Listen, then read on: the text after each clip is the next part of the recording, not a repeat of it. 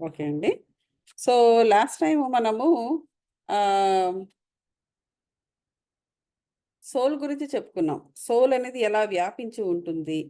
అంటే విశ్వవ్యాప్తంగా మన సోలు అనేది ఏదో మనకి మాత్రమే సంబంధించిన ఓ పీస్ మనకు మాత్రమే సంబంధించినదిది. దాని యొక్క రూపము ఎగ్జాక్ట్‌గా మనం ఎంత పొడవున్నామో అంత పొడవు, మనం ఎంత వెడల్పున్నామో అంత వెడల్పు, అలాగే ఉంటుంది అని మనం అనుకుంటున్నాం. ఎందుకంటే, మనకు మన సోల్ గురించి చిత్రీకరణలో ఆ విధంగా ఉంటాయి. సో, ఆహ్, ఎందుకంటే అది మ మనము జీవంతో ఉన్నాము అంటే మన మన మనలో ఉన్న సోలు, మన జీవము అంతా మన పర్సనల్ అని మనం అనుకుంటున్నాం. సో, నిజానికి ఏది మన పర్సనల్ కాదు. సో, అంతా కూడా మనకి విశ్వం నుంచి వచ్చిన ఒక అమరిక. ఇప్పుడు ఈ ప్రత్యేకంగా సోల్ అనేదేంటంటే, మొత్తం విశ్వవ్యాప్తంగా ఉండే సోల్ అది. అందులో ఉన్న ఒక యూనిట్స్ అంటే అందులో ఉన్న పీస్ ఆఫ్ ఆత్మ అనే మెటీరియల్, సోల్ అనే మెటీరియల్ ఆహ్, కొంచెం నాలో, కొంచెం నేనుగా, కొంచెం మీరుగా, మరి కొంచెం ఒక పక్షిగా, మరి కొంచెం ఇంకొక ఇదిగా, ఆ విధంగా రూపం దిద్దుకుంటుందనమాట. దిద్దుకొని ఆ పర్టిక్యులర్ ఎనర్జీస్ అంటే ఆ పర్టిక్యులర్ శారీరక అంటే మనకి 6 బాడీస్ ఉన్నాయి కదా! ఆ బాడీస్ అనేవన్నీ కూడా ఏంటంటే ఎనర్జీసే. ఆ ఎనర్జీస్ అన్నీ కూడాను మనం చెయ్యవలసిన కార్యక్రమాలకి తగినట్టుగా మేనిఫెస్ట్ అయ్యి అప్పుడు దిస్ పీస్ ఆఫ్ సోల్ ఈ శరీరంలోకి వచ్చి ఉంటుందనమాట. ఈ శరీరం అప్పుడు మనకు జన్మ అనేది వస్తుంది. సో, దాన్ కాబట్టి మన మనము నాది అనుకుంటున్న మన సోల్ ఏంటంటే it is not just hours అనమాట. ఇట్ ఈస్ విశ్వవ్యాప్తంగా ఉండే సోల్ అది. అందులో చిన్న పీస్ ఆఫ్ సోల్ మాత్రమే మన శరీరంలో బంధింపబడి ఉంటుంది. అది కూడా ఎలా బంధింపబడి ఉంటుంది? పంచభూతాల ద్వారా. ఇట్లా ఈ ప్రకృతి ఎలాగైతే పంచభూతాలమయంగా ఉంటుందో, అదే ముడిసరుకులతో, అయే పంచభూతాలతో ఈ లోపల శరీరములో ఈ ఆత్మ అనేది కూడా బంధింపబడి ఉంటుందన్నమాట. సో, ఎప్పుడైతే అది రిలీజ్ అయిపోయిందో, తిరిగి ప్రకృతిలోనే ఈ ఈ ఈ పీస్ ఆఫ్ మెటీరియల్ అనేది తిరిగి చేరుకుంటుంది. సో, ఇక్కడ అదే విషయాన్ని మనము లాస్ట్ టైమ్ చదువుకున్నాం. ఇప్పుడు ఈ సరే ఒక పీస్ ఆఫ్ మెటీరియల్ ఆ సోల్ అనే మెటీరియల్ వచ్చి ఈ మేనిఫెస్ట్ అయిన ఈ బాడీలో వచ్చి బంధింపబడింది పంచభూతాల ద్వారా. సో, ఎందుకు? ఎందుకు అంటే ఏదో ఒక పని చేయడం గురించి కదా! దేనికో దాని గురించి అది ఒక సోలు ఒక ప్లాన్ గీసుకొని, ఒక బ్లూ ప్రింట్ పట్టుకొని, అది ఆహ్, ఆ పనులకు తగిన విధంగా ఈ 6 రకాల బాడీస్‌ని కూడా మేనిఫెస్ట్ చేసుకొని ఇక్కడికొచ్చి వచ్చి ఉంది. ఈ భూమి మీద కొన్ని విధులు చేయడానికి. ఆ విధులనేది వాటిని చెయ్యడమే కర్మ అనంటారు. సో, ఈరోజు మనం తెలుసుకోవాల్సిందేంటంటే కర్మ గురించి. ఇక్కడ ఏం చెప్తున్నారంటే, ఇకపోతే మనము లాస్ట్ టైమే చెప్పుకున్నాం. సుప్రీం స్పిరిట్ అదేంటి? పూర్ణాత్మ లేదా పరమాత్మ. అది ఏంటి? మనమే పరమాత్మ అనడము జరుగుతుంది. రైట్? మన మన లోపలికి ప్రయాణించి మనము ఆత్మతో కనెక్ట్ అవుతున్నాము. ఆ ఆత్మని మళ్ళా పూర్ణాత్మతో కనెక్ట్ చేసుకుంటున్నాము. అంటే మనమే పరమాత్మ అయిపోతాం మనం కొన్నాళ్ళకి. ఎప్పుడు మెల్లమెల్లగా పరమాత్మ లేదా పూర్ణాత్మ యొక్క లక్షణాలన్నిటినీ మనం సంతరించుకుంటూ ఉండి, మనము ఈ పూర్ణాత్మ దిశలో మనం ప్రయాణం చేస్తుండేటప్పుడు, ఆ పూర్ణాత్మ యొక్క లక్షణాలని మనము సంపాదించుకుంటూ, వాటినే మనం అమలు జరుపుతూ, దాని నుంచి మన విజ్డమ్‌ని తీసుకుంటూ, కంప్లీట్‌గా పూర్ణాత్మతో మనం నివసిస్తుండేటప్పుడు, అప్పుడు ఆటోమేటిక్‌గా ఏమవుతుందిరా మన ఆత్మ యొక్క స్థాయి పెరిగి, మెల్లగా మనం పరమాత్మ లక్షణాలనేవి మనకి వస్తూ ఉంటాయి. అంటే ఇక్కడ అర్థం ఏంటి? మనము పరమాత్మ అవ్వాలి అంటే, ఆ లక్షణాలని మనము అటువంటి కర్మ చెయ్యాలి. అటువంటి లక్షణాలను ఆపాదించుకొని, అటువంటి కర్మలు చేసినప్పుడు, మనం పరమాత్మగా మారడం అనేది జరుగుతుంది. అంటే సుప్రీం స్పిరిట్ అనేది, ఆ స్పిరిట్ అనేది మనలోకి ప్రవేశించడము, లేదా అంటారు కదా, మన భాషలో ఆవాహనం అంటాం, రైట్? ఆవాహయామి అంటూ ఉంటారు. మనలోనికి మనం ఆహ్వానించుకున్నప్పుడు ఆ లక్షణాలే మనం సంపాదించుకోవడం అనేది జరుగుతుంది. ఎప్పుడు ఏ లక్షణాలు? సుప్రీం స్పిరిట్ యొక్క లక్షణాలు, పూర్ణాత్మ యొక్క లక్షణాలు. సో అది చెబుతున్నారు ఇక్కడ. ఏం చెప్తున్నారంటే, the supreme spirit may set to dwell within the individual soul and to irradiate it as even the latter dwells within and illumines the material body. So ఇప్పుడు మనకి ఇక్కడ రిలేషన్షిప్ ఎట్లా ఉంటుందంటే, మన ఇండివిజువల్ సోల్ నుంచి supreme spirit ఒక పక్క, ఇంకోటి ఏంటంటే మన ఇండివిజువల్ సోల్ నుంచి ఈ మెటీరియలిస్టిక్ బాడీకి ఒక పక్క. అంటే ఓ పక్క సుప్రీం స్పిరిట్ తోని కనెక్షన్ ఏది మన సోల్కి, ఇంకో పక్క ఈ బాడీతో కనెక్షన్. చూసారా? ఈ కనెక్షన్స్ అన్నీ కూడా మనం ఎంతసేపు కూడా ఈ ప్రాపంచికంగా ఉన్నంత వరకు ఈ మన సోల్ ఈ బాడీతో మాత్రమే కనెక్ట్ అయి ఉంటుంది. ఇది ఎక్కడ ఉంటుంది? ఫిజికల్ వరల్డ్లో ఉంటుంది, భౌతిక ప్రపంచంలో ఉంటుంది. సో అక్కడ జరిగే వాటన్నిటిది అట్రాక్ట్ చేస్తూ ఉంటుంది. అట్రాక్ట్ చేస్తూ ఉండి ఓన్లీ కేవలము ఈ బయట విషయాన్ని మాత్రమే యాక్సెస్ చేసుకుంటూ ఉంటుందన్నమాట. అందువల్ల మనం ఇప్పుడు బయట ఉండడం జరుగుతుంది. మన లోపలికి వచ్చినప్పుడు బయట నుంచి మన లోనికి ప్రవేశించినప్పుడు మాత్రమే మనకి ఈ దారి కనబడుతుంది. ఏ దారి? సుప్రీం స్పిరిట్కి కనెక్ట్ అవ్వడానికి దారి మనకి కనిపిస్తుంది. యాజ్ లాంగ్ యాజ్ మనము ఈ లోపలికి ప్రయాణించినంత వరకు ఆ దారి మనకు మూసుకుపోయే ఉంటుంది. అంతవరకు ఈ కనెక్షన్ ఎప్పుడు కూడా ఇలాగే ఉంటుంది. మనకి ఇది కావాలి, ఇది కూడా కావాలి. ఎలా? బ్యాలెన్స్డ్గా. ఎందుకంటే మనం ఎప్పుడూ బయటే ఉన్నామనుకోండి, బయట ఏమేమి ఉన్నాయి?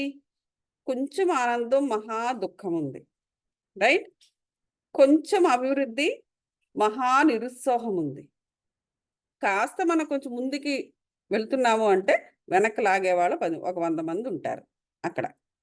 సో ఎందుకంటే అక్కడ ఉండే మెటీరియలిస్టిక్ లైఫ్ డిఫరెంట్. అలాగని చెప్పేసి మన మెటీరియలిస్టిక్ లైఫ్ వద్దు అని కాదు. అక్కడ సర్వైవ్ అవ్వాలి, ఈ బాడీ సర్వైవ్ అవ్వాలి. కాబట్టి కొంచెంపాటి మెటీరియలిస్టిక్ లైఫ్ కావాలి. దానితో పాటుగా మనకి ఈ లైఫ్ కూడా కావాలి. ఇది బ్యాలెన్స్గా ఉన్నప్పుడే ఆత్మకు బలం వస్తుంది. ఆత్మకి బలము ఇట్నుంచి రాదు, ఇది బలహీనపరుస్తుంది. ఆత్మకి బలము అట్నుంచి వస్తుంది. కాబట్టి ఇక్కడ రిలేషన్ చెప్తున్నారు. ఇక్కడ ఈ బుక్లో, భగవద్గీతలో ఈ రిలేషన్ ఏం చెప్తున్నారంటే, మన సోల్కి ఇటు కనెక్షన్ ఉంది, అటు కనెక్షన్ ఉంది. సో ఈ రెండిటిని యొక్క కనెక్షన్ని బ్యాలెన్స్డ్గా చేసుకోగలిగినప్పుడే ఆ ఆత్మ యొక్క జ్ఞానము, పరిజ్ఞానము, చైతన్యము బలపడుతుంది అని చెప్పేసి చెబుతున్నారు. అటువంటి కర్మల్ని మనం చేయగలగాలి. అది అయితే so we read in previous chapter that the soul successfully మన ప్రీవియస్ చాప్టర్లో ఏం చదువుకున్నాము? సోల్ అనేది విశ్వవ్యాప్తమైనది. అది అది ఇందా చెప్పినట్టుగా అది ప్రతి దాంట్లో, ప్రతి ప్రాణిలో కూడా అదే సోల్ మెటీరియల్ వ్యాప్తి చెంది ఉంటుంది. సో మనం ఏదో చిన్న పీస్ అంటే ఇది ఇంతే మనం అనుకోవడానికి లేదు. సో మనం వీఆర్ కనెక్టెడ్ విశ్వవ్యాప్తంగా. అదే విధంగా ఇక్కడ ఏం చెప్తున్నారంటే, సుప్రీం స్పిరిట్ కూడా అదే మాదిరిగా విశ్వవ్యాప్తంగా వ్యాపించి ఉంది. దానితో మనము కనెక్ట్ అవ్వాలి. సో అదేంటి? ఈ సుప్రీం స్పిరిట్ కూడా ట్రాన్స్ఫార్మ్ అవుతూ, అది కూడా మనం ఎలాగైతే ఈ రకరకాల కర్మల చేత కొత్త జ్ఞానాన్ని తీసుకుంటూ మనం కొత్తగా ఎలా ట్రాన్స్ఫార్మ్ అవుతామో, మనందరితో కూడా కనెక్షన్ పెట్టుకున్న ఆ పూర్ణాత్మ లేదా సుప్రీం స్పిరిట్ కూడా అదే విధంగా తాను ఎప్పటికప్పుడు ట్రాన్స్ఫార్మ్ అవుతూ చైతన్యాన్ని పెంచుకుంటూ ఉంటుంది. The individual soul may also be looked upon as a fragment of the universal spirit. అదే సేమ్ థింగ్ చెప్తున్నారు. కాబట్టి further attempts at exact definition of relationship of the individual soul to the supreme spirit will take us into the learned controversies of Dvaita, Advaita, Visishtadvaita philosophies. ఇక్కడ ఏంటంటే మనకు తెలుసు కదా, ద్వైతము, అద్వైతము, విశిష్టాద్వైతము. So శంకరాచార్యుల వారు వచ్చేంత వరకు కూడా ఈ అద్వైతము అనేది ప్రసిద్ధికెక్కల. ప్రతి ఒక్కటి ద్వైతమే. అయితే అది కూడా నేచురలే. అంటే ఈ ప్రతి ఒక్కటి కూడా ద్వైతం. అంటే ఎప్పుడు ప్రతీది కూడా 2 అనేది ఉంటుంది. ఓకే. నకారం అంటే సకారం, సకారం అంటే నకారం ఉంటుంది, మంచి ఉంటే చెడు ఉంటుంది. ప ప ఏంటి ప్రకృతికి ఎప్పుడు వికృతి అనేది ఉంటుంది. సో కాబట్టి ప్రతి ఒక్కటి ద్వంద్వం. సో 2 నేచురలే. సో నీ యొక్క ఆత్మస్థాయిని బట్టి నువ్వు ఏదైనా చూస్ చేసుకుంటావు. అది అంతవరకు. అందుచేత 2 నేచురలే కాబట్టి ఇప్పుడు లో ఫ్రీక్వెన్సీస్ ఎనర్జీస్ ఉన్నాయి, హై ఫ్రీక్వెన్సీస్ ఎనర్జీస్ కూడా ఉన్నాయి. ఇప్పుడు మనం ఎప్పుడు చెప్పుకుంటున్నాం కదా, లో ఫ్రీక్వెన్సీస్ ఎనర్జీస్ అనేవి మనకి ఏమిస్తాయి? సఫరింగ్ని ఇస్తాయి. But still they also energy, right? High frequency energies అనేవి నీకు సంతోషాన్ని, చిదానంద స్థితిని ఇస్తాయి. అది కూడా ఒక ఎనర్జీయే. సో ఒకప్పుడు ఎలా ఉండేదంటే, ఈ ద్వైతాన్ని పాటించే వాళ్ళకి ఎలా ఉండేదంటే, సద్గురు కూడా చెప్తారు. కొంతమంది గుళ్ళకెళ్తే కొన్ని ఆచారాల ప్రకారము మనం మామూలుగా క్లాక్ వైజ్ తిరుగుతాం, రైట్? క్లాక్ వైజ్ తిరుగుతాం. ధ్వజస్తంభం బయట నుండి అదంతా ప్రదక్షిణలు చేస్తాం. మరి కొంతమంది యాంటీ క్లాక్ వైజ్ తిరుగుతారు. అంటే వారో టైప్ ఆఫ్ ఎనర్జీస్ని ఆశ్రయించుకుని ఉన్నవారు, రైట్? మనము గుడికి వెళ్ళినప్పుడు జుట్టు కట్టుకుంటాం ఇలా వెనక్కి, కనీసం ఒక పిన్నో లేకపోతే రబ్బర్ బ్యాండ్ అయినా పెడతాం. లేదా అంటే జడ వేసుకోవాలి, యాక్చువల్లీ జడ వేసుకుంటాం, రైట్? చీర కట్టుకుంటాం, కైండ్ ఆఫ్. కానీ కొన్ని ఆచారాల వారు జుట్టు విరబూసుకుంటారు. బాగా గమనించండి. ఎవరైనా, నేను గమనించాను యాక్చువల్గా. జనరల్గా ఏంటంటే మనం ఎవరైనా భార్యాభర్తలు పార్వతీ పరమేశ్వరులని అలాగని ఇలాగని మనం ఏదో మన ఊహల్లో మనం ఉంటాము. వారు వచ్చేటప్పుడు వారికి భోజనం పెట్టినప్పుడు కూడా ఏదో దైవత్వంతో నిండిన మనసుతో మనం పెడతాము, ప్రేమతో పెడతాము. తర్వాత వాళ్ళు వెళ్ళేటప్పుడు వారికి వాయనాలు ఇస్తూ ఉంటాము, చెందుతూ ఉంటాం, ఇల్లంతా చూపిస్తాము. ఏంటి దేవుడి గదిలో కూడా చూపించి రండి రండి రండి రండి అని పిలిచి దేవుడి గదిలో కూడా చూపిస్తూ ఉంటాము అట్లా. సో కొంతమంది వచ్చి చూపించడం తప్పని కాదు. ఇంక వారు నేను చూశాను ఒకసారి ఒక ఒక ఒక కపుల్ని. సో జుట్టు విరబూసుకుని ఆమె దేవుడి గదిలోకి ప్రవేశించింది. జనరల్గా we don't do that.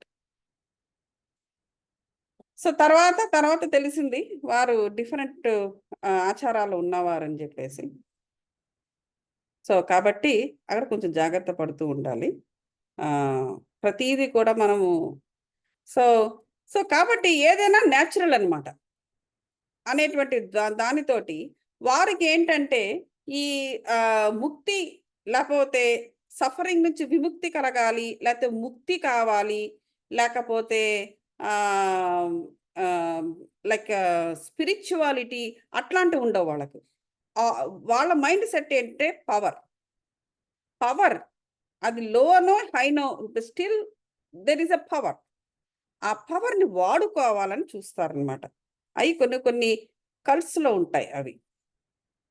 So ఆ విధంగా ఏంటంటే ఆ ద్వైతాన్ని ఆనాడు అలా వాడేవారు.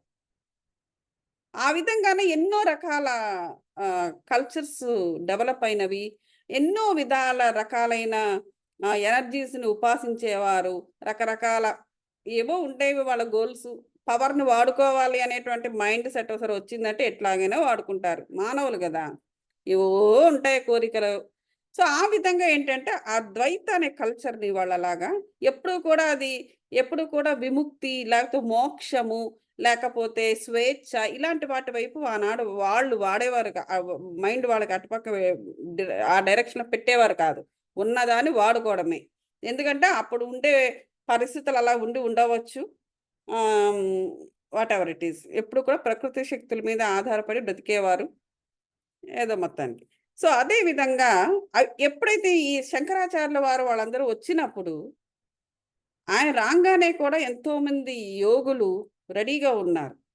ఆయన ఎప్పుడు వస్తాడా, ఎప్పుడు భూమి మీదకి వస్తాడా, ఎప్పుడు ఆ సంపదను, స్పిరిచువల్ సంపదను, ఆ దైవ సంపదను ఆయన చేతికి ఇద్దామా, ఎప్పుడు ఆయన ప్రచారం మొదలు పెడతాడా, ఎప్పుడు వస్తాడా, ఎప్పుడు పెరుగుతాడా, ఎప్పుడు ఇవన్నీ నేర్చుకుంటాడా అని వందల సంవత్సరాలు ఎదురు చూస్తున్న యోగులు కూడా ఆనాడు ఉన్నారన్నమాట. ఒకసారి ఆయన వచ్చిన తర్వాత ఆయన ఇచ్చేసి వాళ్ళు అదృశ్యం అయిపోయిన సందర్భాలు కూడా ఉన్నాయి. సో శంకరాచార్యుల వారు వచ్చినప్పుడు అద్వైతాన్ని అతను బోధించలేదు. రెండు ఒకటే అంటే ఏంటి, ఎందుకు అలాగ పెట్టడం జరిగిందంటే దాన్ని రకరకాలుగా వాడుతున్నారు కాబట్టి అప్పటి నుంచి స్పిరిచువల్ ఎసెన్స్ని అందులోకి ఇంట్రడ్యూస్ చేస్తూ, అంటే ఉన్నదే తర్వాత చీలికలు అయిపోయింది.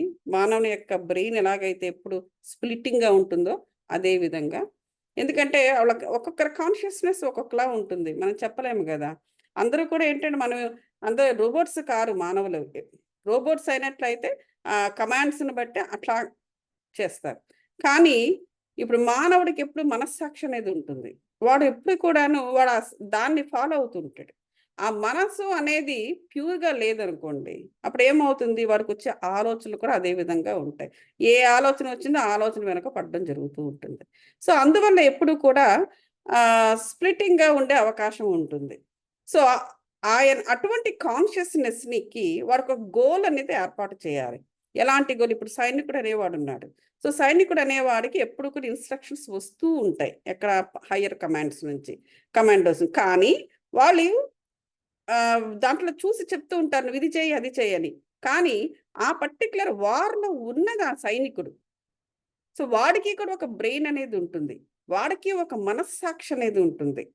సో వాడు మనస్సాక్షి ఇలా ఏం చెప్తుంది ఆల్ ది టైము, దేశాన్ని రక్షించడానికే వాడు ప్రతి ఒక్కటి వాడుతూ ఉంటాడు. వాడి శరీరాన్ని కానీ, వాడి ప్రాణాన్ని కానీ, వాడి యొక్క మనస్సాక్షిని కానీ దేశాన్ని రక్షించడానికే వాడు వాడుతూ ఉంటాడు. పైనుంచి కొన్ని సమ్ టైమ్స్ కమాండ్స్ డిఫరెంట్గా వస్తున్నా కూడా వాడు అది పట్టించుకోకుండా ఆ వార్ జోన్లో వాడు ఉంటూ దేశాన్ని రక్షించడం కోసం తన ప్రాణాన్ని కోల్పోవడానికి కూడా ముందుకెళ్తాడు. అందుకే వాడు సైనికుడు, అందుకే వాడు గొప్పవాడు అయ్యాడనమాట. సో కాబట్టి ఏం జరుగుతుందంటే ఆ మనస్సాక్షికి అంత బలం అనేది ఉంటుంది. సో అటువంటి బలమైన మనస్సాక్షికి ఏం కల్పించాలి, ఒక గోల్ కల్పించాలి. అటువంటి గోల్ని స్పిరిచువల్గా తీసుకొచ్చాడు ఆది శంకరాచార్యులు. సో ఆ గోల్ ఏంటంటే దైవత్వము, అంటే దైవం అనేవాడు ఉన్నాడని అందరికీ తెలుసు, దాన్ని కొత్తగా చెప్పాల్సిన అవసరం లేదు. కానీ ఆ దైవత్వాన్ని ఇలా స్ప్లిట్టింగ్గా వాడే బదులు మోక్షము కోసము, రెండు కూడా ఒకటే, ద్వైతమే.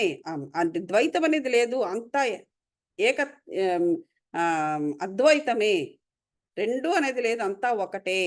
ఆ అన్నిటినీ కూడా ఒక్కటిగా చేసి అల్టిమేట్గా నువ్వు దేనికోసం పాటుపడాలి, మోక్షము కోసము. నీ లోపల ఉన్న అరిషడ్ వర్గాలను పెట్టి పోషించే బదులు వాటి నుంచి నువ్వు స్వేచ్ఛను పొంది పరమాత్మకు దగ్గర అవ్వాలి అనేటువంటి ఆ ఎస్సెన్స్ని పెట్టడం జరిగింది. అప్పటి నుంచి కర్మ చేసే విధానంలో తేడా వస్తుందన్నమాట. అది ఇక్కడ చెబుతున్నారు. కాబట్టి ఈ కాంట్రవర్సీస్ అనేవి ఎప్పుడు కాంట్రవర్సీ అవడమో, ఇదంటాడు వాడు అదంటాడు విశిష్ట. సో ఈ ఫిలాసఫీస్ అన్నిటికీ కూడా ఈ కరెక్ట్గా సరిపోయే విధంగానే మన సోల్, మన బాడీ, ఈ రెండు కూడా అదే విధమైన నిర్మాణానికి వాటికి సరిపడే విధంగానే మన నిర్మాణం కూడా జరిగింది. ఈ బాడీ యొక్క మేనిఫెస్టేషన్ ఆ విధంగానే జరుగుతుంది. ఎందుకంటే సోల్ చెప్పే కమాండ్స్ని తీసుకుని ఈ బాడీ అనేది కర్మ చేయాలి. దానికి సరిపోయిన విధంగానే మనకు ఈ అమరిక ఉంది. మనం సుప్రీం స్పిరిట్తో కనెక్ట్ అయ్యి ఉంది సోల్. ఈ సోల్ తిరిగి ఈ బాడీతో కనెక్ట్ అయ్యింది. అంటే మనం తీసుకోవాల్సిన కమాండ్స్ అక్కడ నుంచి తీసుకుని ఈ బాడీతో మనం అమలు జరపాలి. ఆ విధమైన అమరికతోనే మనము పుట్టడం జరిగింది. కాబట్టి మన కర్మ అనేది కూడా ఆ విధంగానే చెయ్యాలని ఇక్కడ చెప్తున్నారు. అయితే Bhagavad Gita doesn't discuss this question, but like the Upanishads lends itself as authority to all these schools of thought. అది సో బేసికల్గా ఏంటంటే ఆత్మ యొక్క లక్షణాలని, కర్మ గురించి మాత్రమే భగవద్గీత చెబుతుంది. కానీ ఇంకా ఫర్దర్గా ఇంకా ఈ ఫిలాసఫీస్తో ఎలా ఫిట్ అవుతూ కర్మ చెయ్యాలనే విషయాన్ని భగవద్గీత చెప్పదు. దానికి ఉపనిషత్తులు అనేవి ద వే టు లివ్, అంటే మనం ఎలాగ జీవించాలి, వేదాలు కూడా మనకు చెప్పేది అదే, ద వే ఆఫ్ లైఫ్. ఆ లైఫ్ని ఏ విధంగా లీడ్ చేయాలి అనేది ఉపనిషత్తుల నుండి మనకి సంగ్రహంగా వస్తూ ఉంటుంది. ఈ భగవద్గీతలో మనము మూల పదార్థాల గురించి తెలుసుకుంటాము. ఆ మూల పదార్థాలతో మనం ఎలా జీవించాలనేవి ఉపనిషత్తులు అనేవి చెబుతాయి అన్నమాట. అది ఇక్కడ చెబుతున్నారు. ఇక్కడేంటి కర్మ అనేది ఏంటంటే ఈ సోల్ యొక్క అంటే లా. ఇప్పుడు ఈ కర్మ అనేది ఏంటి, మనకి ప్రకృతి నియమాలు తెలుసు, లా ఆఫ్ అట్రాక్షన్ ఒకటి ఉంటుంది మనకి, రైట్? అదే విధంగా మన 12 కార్మిక లాస్ మనం ఆల్రెడీ చెప్పుకున్నాము. అందులో మనము చెయ్యగలిగే కర్మాస్ అనేవి ఎలా ఫిట్ అవుతాయి ఆ 12 లాస్ ఆఫ్ కర్మాస్ లో మనం క్లియర్గా చదువుకున్నాం. సో మనకి గవర్న్ చేసేది ఈ కర్మే. ఈ సోల్కి కమాండ్స్ ఇచ్చేది సుప్రీం స్పిరిట్ అయినప్పటికీ ఏమి చెయ్యాలో సుప్రీం స్పిరిట్ ఈ ఈ కర్మ అనే దాన్ని ఏ విధంగా మనం చెయ్యగలగాలనే కమాండ్స్ మన దీని మీద ఆధారపడి జరుగుతుందన్నమాట. కాబట్టి ఈ ద్వైతమైన అద్వైతమైన విశిష్టాద్వైతం ఏ ఫిలాసఫీ అయినా తీసుకోండి, సూఫీ ఏదన్నా తీసుకున్నా, మన దేన్ని ఫాలో అయినా ఈ కర్మ అనే దాని నుంచి మనం తప్పించుకోలేము. ఈ కర్మ అనేది వాడుతూనే మనము ఈ కర్మ అనే దాంతోనే మనము ఏ ఫిలాసఫీనైనా మనము అమలు జరపాలి. The soul's dwelling place is a casing of body which includes the senses and the mind. ఇక్కడ ఏంటంటే సోల్ అనేది ఒక డ్వెల్లింగ్ ప్లేస్ ఒక స్పెసిఫిక్ ప్లేస్. దేనికి ఆ స్పెసిఫిక్ ప్లేసు? మన పంచేంద్రియాలకు, మన ఆల్ సెన్సెస్, మన పంచేంద్రియాలు, అలాగే ఎక్స్ట్రా సెన్సరీ పవర్స్, మన మైండ్, వీటన్నిటికీ కూడా ఒక ఇల్లు లాంటిది. ఈ బాడీకి సంబంధించిన అంటే ఇల్లు కాదు, మన బాడీ ఒక ఇల్లు, దేహము. ఆ ఇంట్లో ఇవన్నీ కూడా గదులు, బ్రెయిన్ ప్లస్ ఇవన్నీ కూడా. సో దీంట్లో ఉండే ఆ స్పెసిఫిక్ లైఫ్ అనేది ఈ సోల్ రూపంలో ఉంటుంది. ఇది లేకపోతే ఇంకా బాడీ పనిచేయదు, అది ఇక్కడ చెప్తున్నారు. So this casing is made out of and have its basis in the world of the matter. So at death, చనిపోయినప్పుడు ఏం జరుగుతుందంట, soul departs from the body. ఎప్పుడు ఈ సోల్ అనేది మరణం వచ్చినప్పుడు ఈ బాడీని వదిలేస్తుంది. బాడీలో ఉన్న ఈ గదులని, ఈ ఫర్నిచర్ని, మన అన్ని కన్నా వదిలేసి సోల్ రిలీజ్ అయిపోతుంది. అప్పుడు ఏం జరుగుతుందంటే, మరి అటువంటి అప్పుడు ఈ కర్మ ఏమైంది? బాడీలో ఉన్నంత వరకు ఈ కర్మాని సపోర్ట్ చేసింది కదా సోల్, సపోర్ట్ చేసింది, బాడీ ద్వారా ఆ కర్మను చేయించింది. మరి ఇప్పుడు సోల్ బయటికి వెళ్ళిపోతే ఆ కర్మ ఏమైపోయింది? మరి బాడీ కింద పడిపోయింది, ఓకే. మరి కర్మ సంగతి ఏమిటి? ఆ కర్మ అనుభవాల సంగతి ఏంటి? మనం ఒక కర్మ చేసి దాని నుంచి సారం తీసుకున్నాం కదా, మంచో చెడో, అది ఒక జ్ఞానము, ఒక విజ్డమ్ మనం తీసుకున్నాము. మరి వాటి సంగతి ఏంటి అని ప్రశ్న ఏంటంటే, అప్పుడు సమాధానం ఏంటంటే, సో తనతో ఈ గుణాస్ అంటే ఏంటి, ఈ కర్మతో కలిసి ఈ ఆత్మ, ఈ బాడీ ద్వారా చేసిన ఆ కర్మాస్ నుంచి తీసుకున్న జ్ఞానాన్ని, గుణాలు, ఆ జ్ఞానాన్ని, విజ్డమ్ని ఒక క్యారెక్టర్ లాగా, ఒక గుణాలు లాగా అది కొన్ని యాక్టివిటీస్ని డెవలప్ చేసుకుంటుంది. నేను ఇంత మునుపు కూడా చెప్పాను నేను. మన ఈ పీస్ ఆఫ్ సోల్ అనేది ఈ బాడీలోకి వచ్చిన తర్వాత మనకు ఓకే, ఏదో ఒక సోల్ ప్లాన్ ఉంది, ఒక బ్లూ ప్రింట్ ఉంది, వచ్చాం. కానీ ఆ బ్లూ ప్రింట్ని అమలు చేయడానికి, అది సక్సెస్ అవ్వడానికి మనం కొన్ని స్కిల్స్ డెవలప్ చేసుకోవాలి. ఈ విషయం మనం పాత చెప్పుకోవడంలో కూడా మనం చెప్పుకున్నాం. ఆ స్కిల్స్ని, ఆ క్వాలిటీస్ని కూడా డెవలప్ చేసుకోవాలి ఈ బ్లూ ప్రింట్ కరెక్ట్గా అమలు జరపాలంటే. సో అవన్నిటినీ కూడా ఒక క్యారెక్టర్ రూపంలో, లేకపోతే ఒక త్రిగుణాత్మకమైనది ఆత్మ ఎప్పుడు కూడా, రైట్? మనకి సత్వగుణం ఉంటుంది, రజోగుణం ఉంటుంది, అలాగే తమో గుణం కూడా ఉంటుంది. ఒక్కొక్క ఆత్మ ఎప్పుడు కూడా ఆల్ టైమ్ ఏదో ఒక గుణాన్ని కలిగే ఉంటుంది. And whole day and night ఏదో ఒక గుణంతో ఉండదు.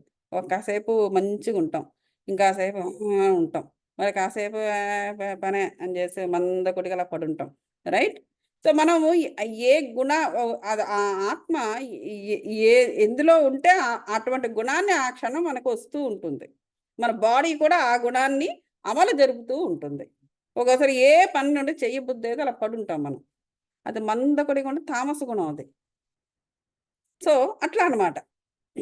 సో ఆ విధంగా ఎందుకంటే ఆ టైంలో కూడా మనము దాన్ని యుటిలైజ్ చేసుకోవాలి సరియైన విధంగా. మన అలాగే ఏ పని అంటే ఎప్పుడు రోజు చేసే యాక్టివ్‌గా చేసే పనులన్నీ మానేసేసి, ఓ ధర కూర్చున్నాము అంటే అర్థం ఏంటి? మనకి చెయ్యం అబ్బా! ఇక రోజు ఇదే నా గోల మేము చెయ్యం అంటే చెయ్యం అనుకుంటూ ఏదో కూర్చున్నాం అనుకోండి. ఆ టైంలో కూడా మనం ఏదో ఒక స్పిరిచ్యువల్ ప్రాసెస్ చేయాలి. ఏం చేయకు కూర్చో బుక్ కూర్చొని చదువు. దాని నుంచి ఏదో నీకు రాబోతుంది. ఒక మంచి విజ్డమ్ రాబోతుంది. ఆ విధంగా యుటిలైజ్ చేసుకుంటూ ఉండాలి. ఆ యుటిలైజ్ చేసుకున్న ఆ విజ్డమే మనకి క్యారెక్టర్ అవుతుంది. అంటే మన క్యారెక్టర్‌ని ఆ విధంగా డెవలప్ చేసుకుంటాము. క్యారెక్టర్ అనేది ఏదో ఐ అండర్‌స్టాండ్ ఒకరికి పుట్టిన తర్వాత వారి జీన్స్, వారి వంశ లక్షణాలు అవన్నీ వస్తాయి. అదేంటి ఆ ఎనర్జీస్ ఎందుకంటే ఆ వంశపు ఎనర్జీస్ అన్నిటిని కూడా మనం పుణికిపుచ్చుకొని మనం జీవం పోసుకున్నాము గాబట్టి అది. కానీ మన సోల్‌కంటూ కొన్ని క్వాలిటీస్‌ని మనము సంపాదించుకోవాలి. ఎందుకంటే పైకెళ్ళిన తర్వాత కూడా మరణానంతరం కూడా మనకు ఒక జీవితం ఉంటుంది. అక్కడ చేయాల్సిన పనులకి అందుకే స్పిరిచ్యువల్ యాక్టివిటీస్ చాలా ఇంపార్టెంట్. స్పిరిచ్యువల్‌గా మనం అక్కడ చేయాల్సిందుంటుంది. ఆ స్పిరిచ్యువల్ చేయడానికి ఇక్కడే మన ఆ క్వాలిటీస్‌ని కూడా మనము డెవలప్ చేసుకోవాలి. ఇక్కడ భూమి మీదే బ్రతకడం కోసం ఎలాగైతే కొన్ని స్కిల్స్‌ని మనం డెవలప్ చేసుకుంటున్నామో, లైక్ వెళ్ళడం, ఉద్యోగానికి వెళ్ళడం, ఏంటిది డబ్బులు సంపాదించడం ఇవన్నీ. అదే విధంగా మరణానంతరము మన పైన మనకున్న ఆ లైఫ్‌లో కావాల్సిన అక్కడ స్పిరిచ్యువల్ యాక్టివిటీస్ ఇవి గాదు. ఇక్కడ ఈ డబ్బులు సంపాదించడం, ఇల్లులు కొనుక్కోవడం ఇది అక్కడ పనికిరాదు. సో, ఆ క్వాలిటీని సంపాదించుకోవడానికి మనం ఇక్కడే పాటుపడాలి. సో, అటువంటి గుణాలను మనము ఆ క్యారెక్టర్‌ని లోడ్ చేసుకొని ఆత్మతో మనం ఏం చేస్తామంటే వెళ్ళిపోతాం. So, this makes the start for the next body. అక్కడికి పైకి వెళ్ళిన తర్వాత అక్కడ ఉన్న ఇది అక్కడ ఉన్న జీవితం అంటే మరణానంతరం ఉండే ఆత్మస్థాయిలో ఉండే ఆ లైఫ్‌ని గడుపుతూ దాని నుంచి కూడా కొన్ని క్వాలిటీస్‌ని తీసుకుంటూ this makes the start for the next body. మళ్ళీ నెక్స్ట్ జన్మ ఎత్తేటప్పుడు మనం ఇక్కడ సంపాదించుకున్న ఈ క్వాలిటీస్ క్యారెక్టర్స్‌గా అవే మన గుణాలుగా మనకు మళ్ళీ నెక్స్ట్ బాడీ వచ్చినప్పుడు అది అది మనకు ఉపయోగపడుతుంది.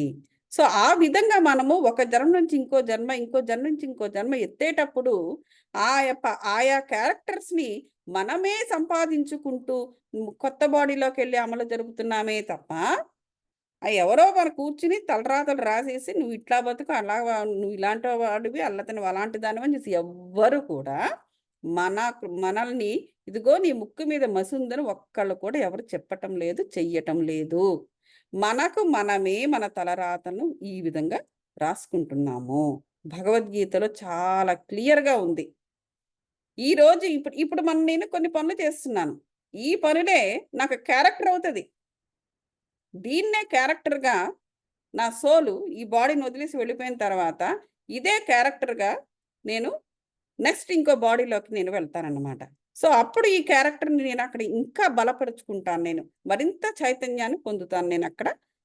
అక్కడ పనులు చేస్తూ ఉండేటప్పుడు. అందుచేత మనకి ఏదైనా బలహీనతలనేవి మనం కనుక్కున్నప్పుడు, మనలో మనకు కొన్ని బలహీనత కనుక్కున్నప్పుడు, శారీరకంగా కావచ్చు, భయం కావచ్చు, లేపోతే ఏదో సందేహము, ఇట్లాంటి ఎటువంటి బలహీనత మనలో ఇప్పుడు కనుక్కున్నామో, వాటన్నిటిని కూడా మార్చుకోవడానికి ఈ జన్మలోనే ట్రై చేయాలి. ఎందుకంటే ఎప్పుడైతే ఆ బలహీనతలను మార్చేసుకున్నామో, మంచి స్ట్రెంగ్త్‌ని మనం తెచ్చుకున్నామో, అదే ఒక క్యారెక్టర్‌గా, గుణముగా ఆ సోలు నెక్స్ట్ బాడీకి తీసుకెళ్తుంది మన సోలు అనేసి ఇక్కడ చెప్తున్నారు. So, soul carries the gunas in certain form in its passage from one life to another. చూసారా? As the wind takes with it the fragrance from the bowers through which it passes. Just like ఇప్పుడు wind ఎలాగైతే గాలి ఎలాగైతే ఆ ఫ్రాగ్రెన్స్ని, పువ్వుల యొక్క ఫ్రాగ్రెన్స్ని ఒక place నుంచి ఇంకో ప్లేస్కి ఎలాగైతే తీసుకెళ్తూ ఉంటుందో, అలాగే మన సోల్ కూడా ఈ జన్మలో సంపాదించుకున్న స్ట్రెంగ్త్స్ని, వీక్నెసెస్ని కూడా అదొక క్యారెక్టర్గా మలుచుకుని, గుణముగా మార్చుకుని నెక్స్ట్ బాడీకి తీసుకెళ్తుంది.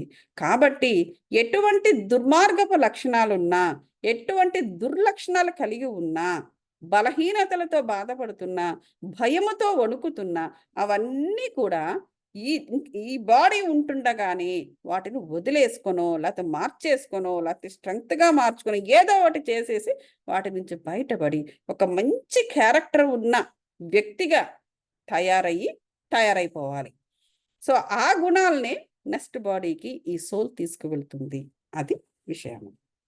ఓకే, ఈ విషయాన్ని మనకు ఈ పద్యాల రూపంలో, శ్లోకాల రూపంలో, అలాగే తాత్పర్యాల రూపంలో శ్రీకృష్ణుడు అర్జునుడికి చెప్పాడనమాట. ఎందుకు చెప్పాడు? అతను కర్మ గురించి చెబుతున్నాడు.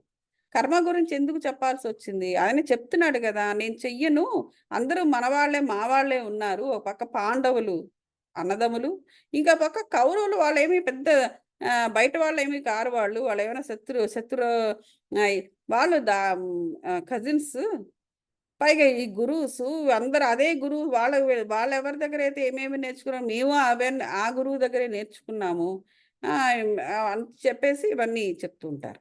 చెప్తూ కరెక్టే, నేర్చుకున్నారు, అంత బాగానే ఉంది. కానీ వాళ్ళందరూ ఇప్పుడు నీకు ఎగనెస్ట్గా ఉన్నారు. ద్రోణాచార్యుడు కూడా అక్కడే ఉన్నాడు, గురువే అందరికీ. కానీ ద్రోణాచార్యుడు కూడా అటుపక్కే ఉన్నాడు, కౌరవుల సైడే ఉన్నాడు. మరి అటువంటి భీష్ముడు కూడా కౌరవుల సైడే ఉన్నాడు. ఆయన కౌరవుల వైపు నుంచి యుద్ధం చేస్తున్నాడు నీతోటి. మరి అటువంటి అప్పుడు నువ్వు అధర్మానికి ఎదురుగుండా వెళ్ళడంలో నువ్వు ఎందుకు బాధపడుతున్నావు? నువ్వు ఎందుకు ఎమోషనల్గా డౌన్ అయిపోతున్నావు? ఈ కర్మ నువ్వు చేయవలసిందే. అధర్మానికి ఎగనిస్ట్గా వెళుతున్నావే తప్ప, అధర్మానికి నువ్వు ఎగనిస్ట్గా వెళ్ళినప్పుడే అక్కడ ధర్మ సంస్థాపన అనేది జరుగుతుంది. నువ్వు ధర్మాన్ని అక్కడ స్థాపించాలంటే నువ్వు అధర్మాన్ని అక్కడ నశింపజేయాలి.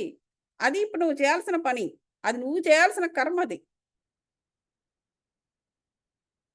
సో నువ్వు ఎప్పుడైతే సరి అయిన కర్మ చేశావో అదే నీ గుణం అవుతుంది నెక్స్ట్ లైఫ్కి. ఏంటి? అధర్మాన్ని తుదముట్టించి ధర్మస్థాపన చేయడం అనేది నీ క్యారెక్టర్ అవుతుంది.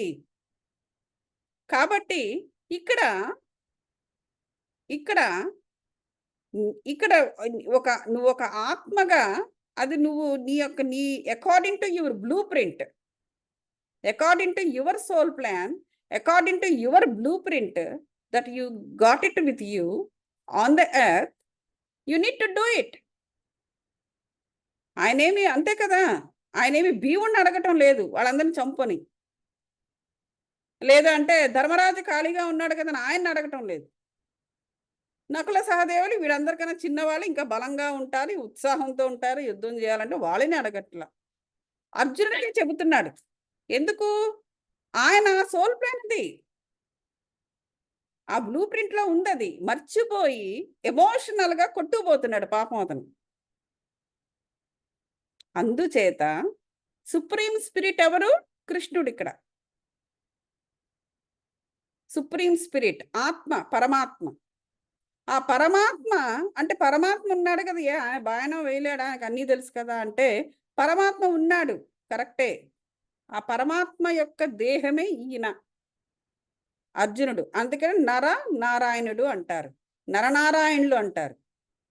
నారాయణుడు సుప్రీం స్పిరిట్ మహావిష్ణువే. కృష్ణుడైతే అతని దేహమే అర్జునుడు.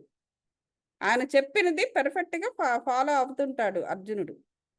ఇప్పుడు జస్ట్ లైక్ మనలాగా నా ఆత్మ చెప్పినది నా బాడీ ఫాలో అవుతున్నట్టుగా, నీ సుప్రీం స్పిరిట్తో కనెక్ట్ అయ్యున్న నా ఆత్మ ఈ బాడీతో పని జరిపిస్తున్నట్టుగా, అదే విధంగా వాళ్ళు కూడా ఈ నరనారాయణుడు అనేది అందుకే వచ్చింది వాళ్ళిద్దరికి ఆ పేరు అనేది అనేసి చెబుతున్నాడు అతను. కాబట్టి నువ్వు చేయాల్సిన పని చేయవయ్యా బాబు అని చెప్పేసి చెప్తున్నాడు. సో ఈ శ్లోకాలన్నీ కూడా అదే. A fragment of mind own self becomes in the world of living things in the immortal soul. It attracts to itself all 5 senses and controlling mind and all 6 established in the matter. So అది. So ఇక్కడ ఏం చెప్తున్నారు, ఇందాక మనం చెప్పింది ఇక్కడ ఒక శ్లోకంలో చెబుతున్నారు ఏంటంటే, ఈ వరల్డ్లో ఉన్న థింగ్స్ అన్నిటినీ కూడా అట్రాక్ట్ చేస్తుంది 5 senses వాడి. అదేవిధంగా కంట్రోలింగ్ మైండ్ ఏది కంట్రోల్ చేస్తుంది? నీ సోల్ కంట్రోల్ చేస్తుంది. నీ సోల్తో నువ్వు కనెక్ట్ అయి లేనప్పుడు నీ మైండ్కి కంట్రోల్ అదుపు తప్పుతుంది. ఎప్పుడూ కూడా మన మైండ్ అంటే మైండ్ అంటే బ్రెయిన్ అనేది ఒక అవయవం ఈ శరీరానికి సంబంధించినది. దాని కాన్షియస్నెస్ ఆలోచన రూపంలో ఉంటుంది, అది మైండ్. ఎప్పుడు కూడా మన మైండ్ సరైన పని సరైన కర్మ చెయ్యాలి అంటే సోల్తో కనెక్ట్ అయి ఉండాలి. ఆ సోలు సుప్రీం స్పిరిట్తో కనెక్ట్ అయి ఉండాలి. అక్కడ కనెక్షన్ పోయినా ఇక్కడ కనెక్షన్ పోయినా ఏమవుతుందంటే బ్రెయిన్ అదుపు తప్పుతుంది. అది ఎట్లా పడితే అట్లా ఆలోచిస్తుంది. అది ఆలోచించిన దాన్ని బట్టి ఈ బాడీ కూడా దాన్ని ఫాలో అయిపోతూ ఉంటుంది. అది ఇక్కడ చెప్తున్నారు. కాబట్టి a fragment of mind own self becomes in the world of living things as immortal soul. నేను ఒక ఇమ్మోర్టల్ సోల్ని. సో ఈ వరల్డ్లో జరిగే ప్రతి లివింగ్ థింగ్కి నేను ఒక ఫ్రాగ్మెంట్ని. అది ఆత్మ యొక్క లక్ష్యం. ఆత్మగా చెప్తున్నాడు అతను. సుప్రీం స్పిరిట్ కూడా ఒక ఆత్మే కదా, సూపర్ ఆత్మ. సో నేను అనేది విశ్వవ్యాప్తంగా ఉన్నాను. ఈ వరల్డ్లో జరిగిన ప్రతి లివింగ్ థింగ్ కూడా నేను కనెక్ట్ అయి ఉన్నాను. కానీ అవి చేసే ప్రతి పని నాకు సంబంధం ఉండదు. చూసారా ఎట్లా చెప్తున్నాడు ఆయన? So it attracts to it self the 5 senses and controlling mind all 6 established in the matter. ఈ మ్యాటర్ అంటే ఏంటంటే మైండ్ అండ్ మ్యాటర్ అంటారు. దీంట్లో ఏం ఎస్టాబ్లిష్ అయి ఉంటుంది? మైండ్ ఎస్టాబ్లిష్ అయి ఉంటుంది.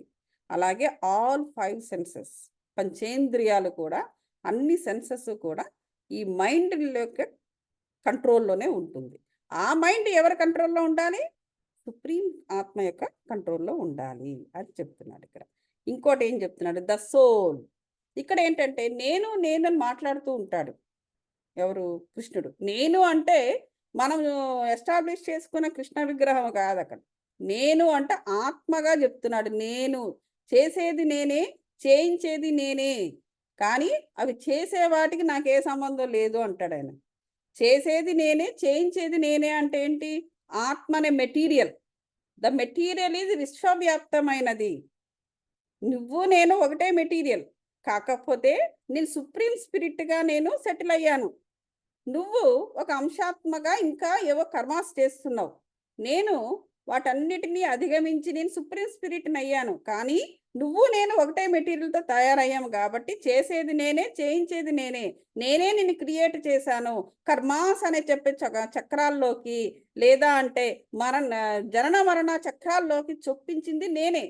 ఎందుకంటే నువ్వు కూడా ఇంకా బలపడాలి కాబట్టి, నీకు కూడా చైతన్యం రావాలి కాబట్టి నేను నిన్ను క్రియేట్ చేశాను. కానీ నువ్వు అక్కడికి వెళ్ళిన తర్వాత నువ్వు చేసే ప్రతి పనికి నాకే సంబంధం లేదు.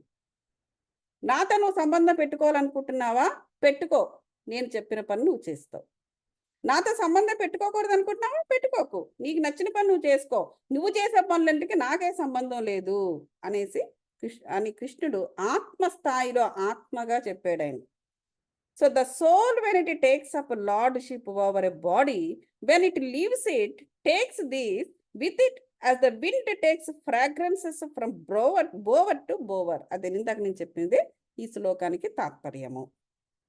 ఈ గాలి ఎలాగైతే ఫ్రాగ్రెన్స్ ఒక ప్లేస్కి అలా ఇంకో ప్లేస్ తీసుకెళ్తుందో, నువ్వు ఇక్కడ బలపరుచుకున్న క్యారెక్టరే నీ సోల్ నెక్స్ట్ బాడీకి తీసుకెళ్తుంది అని చెప్తున్నారు ఇక్కడ. ఓకే, సో అదండి విషయము. So using the ear, eye, organs of touch, taste, smell and mind also it enjoys the objects of senses. So కాబట్టి మనకు ఇవన్నీ కూడా సెన్సెస్ అనేవి ఎందుకు ఇవ్వబడ్డాయంటే, మనము సరైన క్యారెక్టర్ని, సరైన గుణాన్ని బిల్డప్ చేసుకోవడానికి ఈ పంచేంద్రియాలను, ఈ కాళ్ళు, చేతులు ఇలాంటివన్నీ అనేటువంటి కర్మేంద్రియాలను మనము కరెక్ట్‌గా వాడాలి. అది ప్రతిదాన్ని కూడా ప్రతి ఒక్కటి కూడా సరిగ్గా మన యూజ్ చేసినప్పుడు అవి అనారోగ్య పాలు కావు. అవి నీకు ఉపయోగపడుతుంది. నువ్వు ఎప్పుడైతే ఆ సెన్సెస్‌ని సరిగ్గా యూజ్ చేయలేదో బాడీ సిక్ అవ్వడం మొదలుపెడుతుంది. అదనమాట. సో, అది ఇక్కడ మనకు చెబుతున్నారు.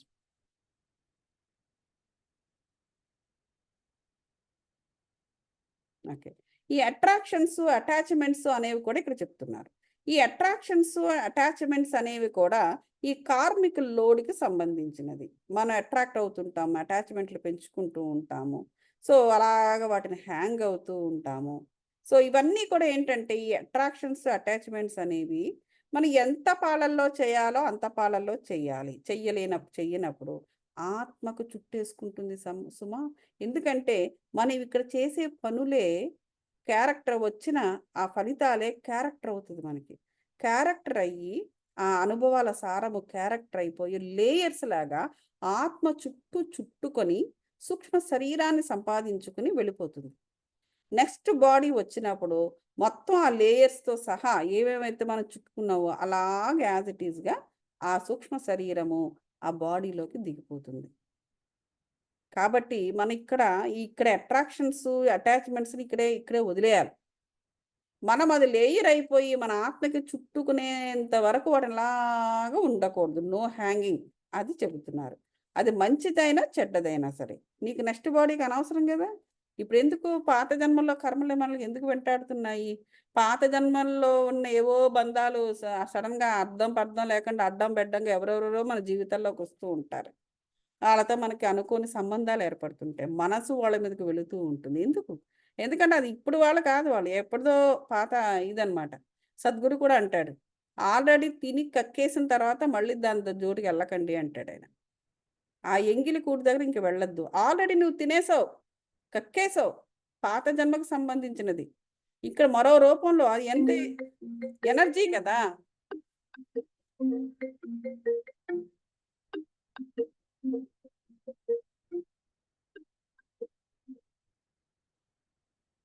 ఏముండదు ఒక నిమిషం.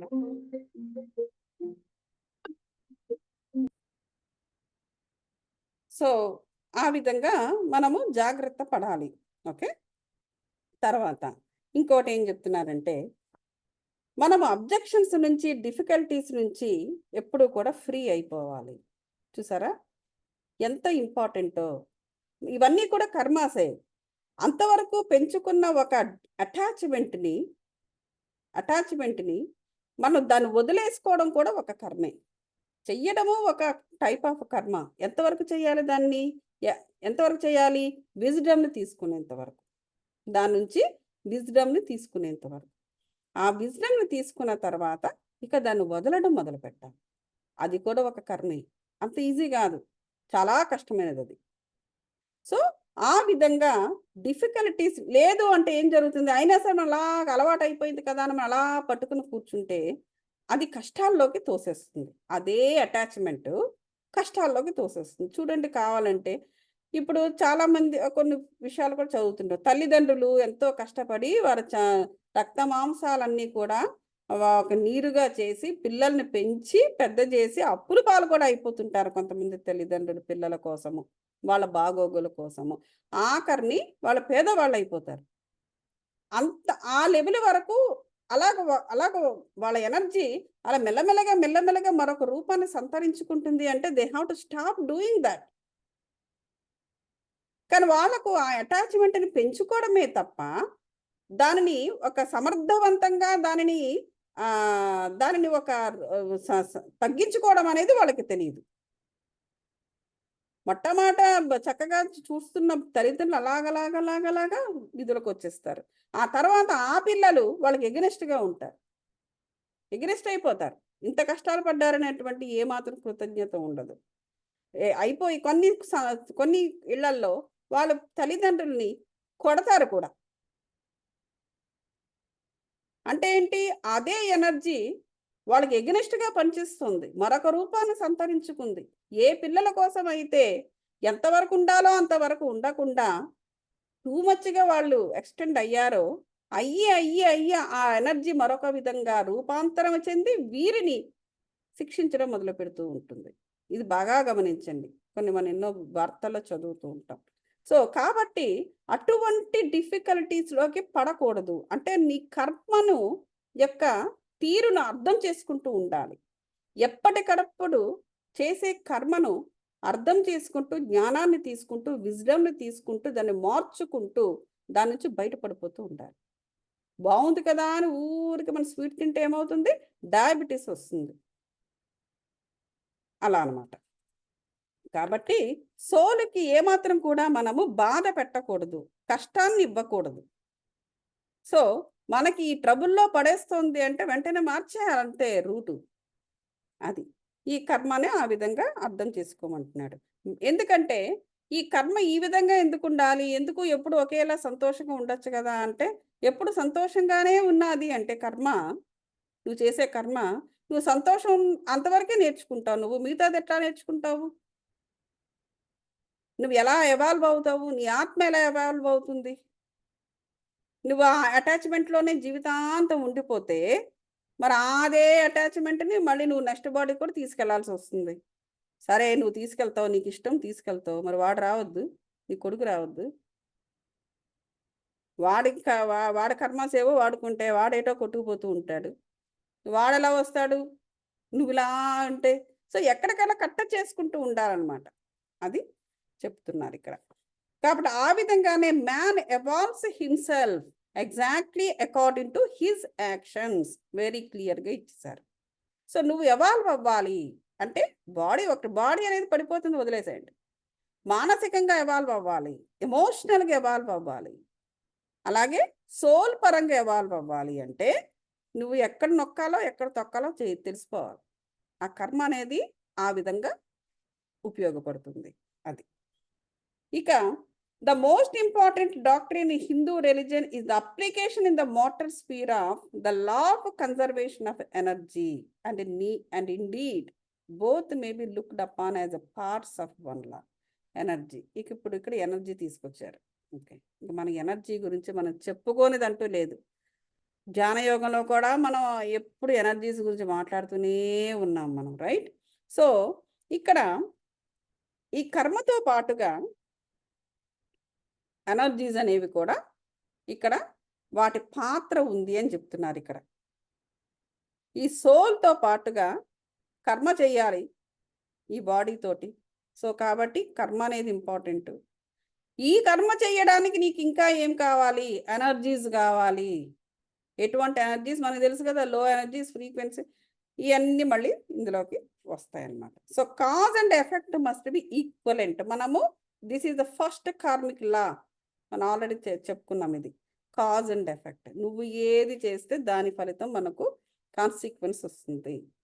For every action there is a reaction అన్నట్టుగా నువ్వు చేసిన ప్రతి కర్మకు కూడా దానికి ఒక ఫలితం వస్తుంది, కాన్సిక్వెన్స్.